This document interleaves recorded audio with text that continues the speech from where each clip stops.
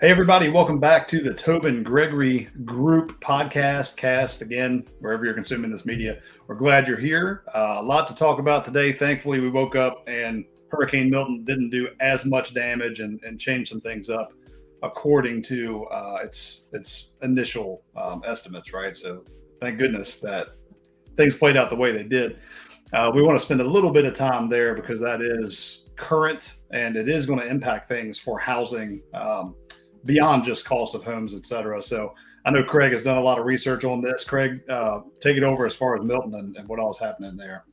Yeah, and hello everyone. And for my friends and family that live in the Florida area, glad to hear that all of you are safe and sound. As Jake said, it did not do as much damage as first anticipated. However, there are still a lot of homes that were decimated by this. There were a lot of tornadoes that spawned off of this hurricane. And what that's going to mean for people in the housing market is if you're looking at purchasing homes or real estate in these areas that were affected, the issues you're going to have are the homeowners insurance, the flood insurance, even car insurance policies are probably going to go up, which is going to make it a little more challenging when it comes to purchasing real estate in those areas. You also need to be very aware of what's called special assessments if you purchase a condo. With condominiums and their master policies and everything else, what they typically do when there's things affected like this, if they need to change out windows or doors or anything, is they'll do a whole rebuild of everything amongst the condo, and they will do what's called a special assessment, which charges all the owners of these condos.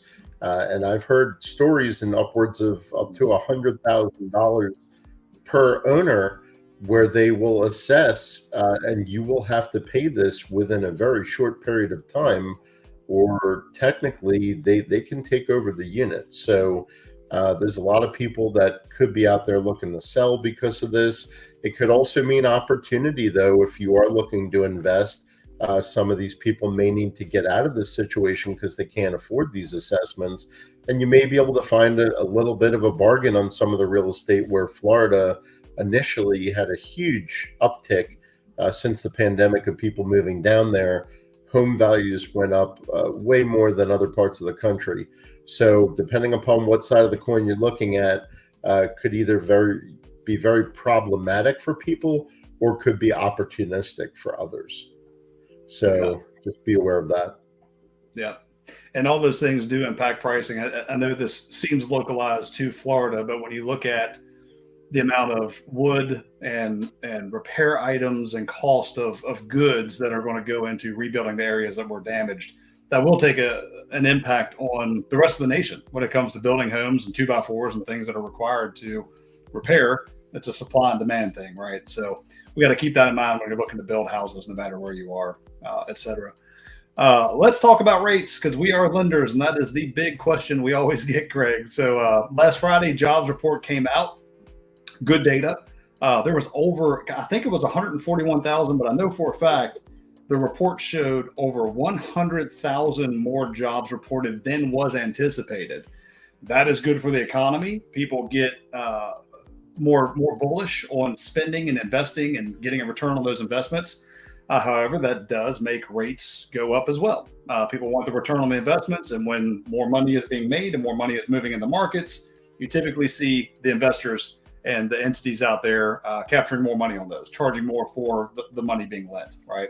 We've seen, depending on loan type, anywhere from 1/4 to 3/8% to 0.5% increase on interest rate since the Fed's rate cut.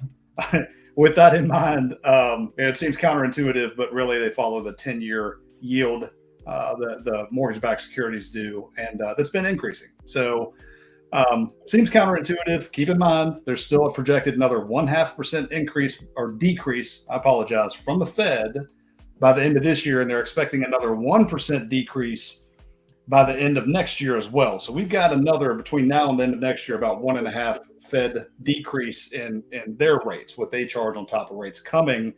But if you've been in the housing market and you've been looking to buy a home, you obviously see that that doesn't necessarily impact mortgage rates. Again, I still think if you're in a position to buy and it is time to buy, lock your rate, go secure what you can right now if it financially makes sense for your family, so you can build wealth through your home.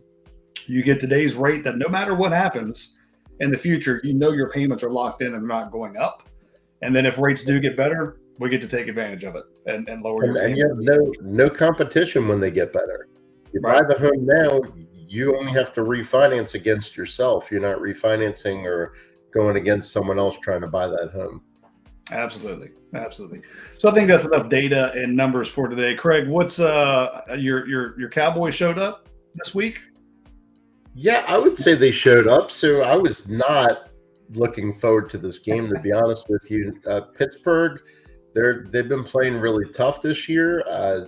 Very steady offense. Defense is exceptional, led by Mr. Watt. Wreaks havoc on a team. We went to Pittsburgh. There was an hour and a half weather delay. Also something that doesn't play into the Cowboys' corner when you're looking at severe rain. And Dallas completely dismantled the Steelers. They dominated all facets of the game. The score didn't dictate that, and that's because Dak Prescott was a little bit of Jekyll and Hyde in the game. A couple really bad, what is he doing, passes. But when it mattered most at the end of the game, not only did Dak step up, he put his body in the way. He dove on a fumble to save the game, and he threw a game-winning touchdown with 25 seconds left. What an exciting finish to the game. Didn't end till after 1 a.m.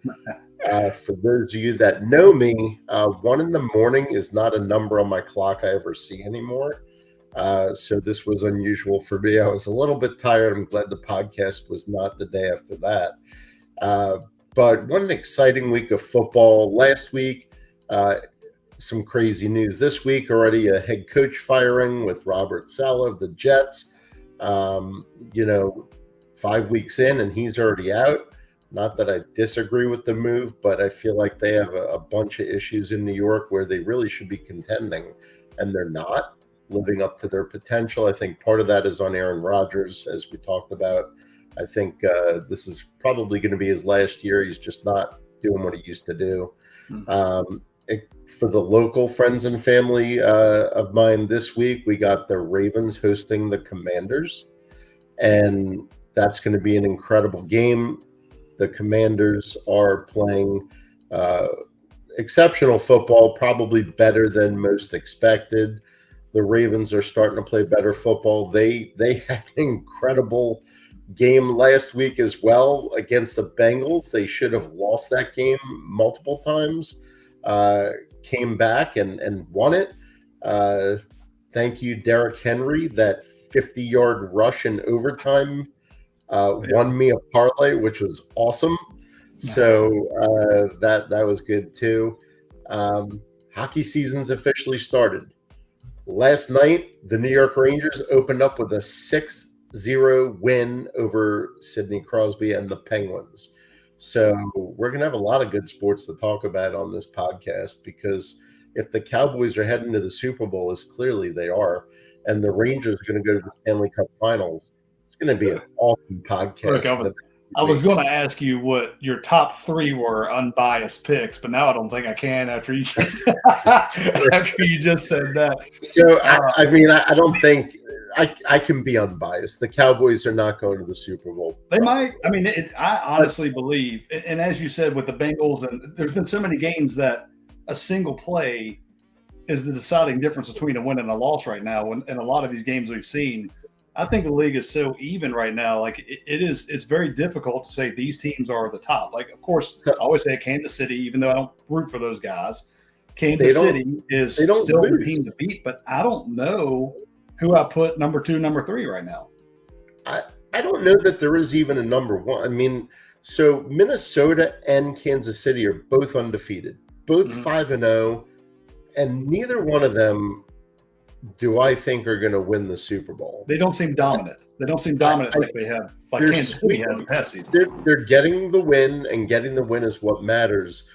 But as you said, I think there's such parity in the league right now that it goes back to the movie Any Given Sunday. On any given Sunday, any team in the NFL could beat another team. That's kind of what's going on right now. And I think over the next few weeks, we'll definitely see how it plays out. There's been more injuries this year in the NFL than I've ever seen. If I showed you my fantasy football team lineup, half of my starters are listed as questionable this week, which is not good because my entire bench is either on the IR or questionable. So I don't even know what's going to happen there. I'm but a that's trade, man. Another day. I do want to put in a quick plug on a sport that I really don't follow much anymore. But let's talk about the New York Mets eliminating the Philadelphia Phillies. For all my Philadelphia fans that all talk crap all year long on the Phillies, best team winning the World Series, and my Mets, and they are still my Mets, even though I'm not a huge baseball fan, they beat the Phillies 3-1, and Phillies are out.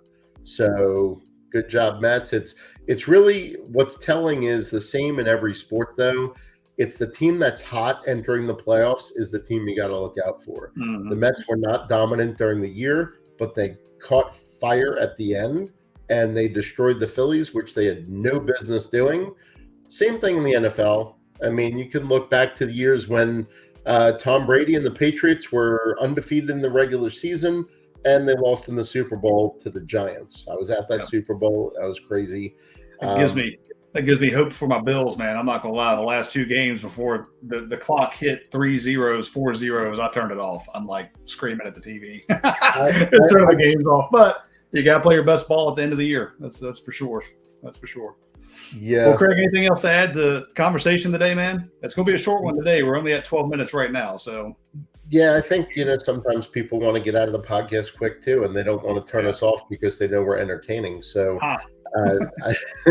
we can give them all a minute or two back in their week. What I would say once again for all my friends and family and everyone that's watching this, hopefully everything is okay for you if you do live in the Florida area.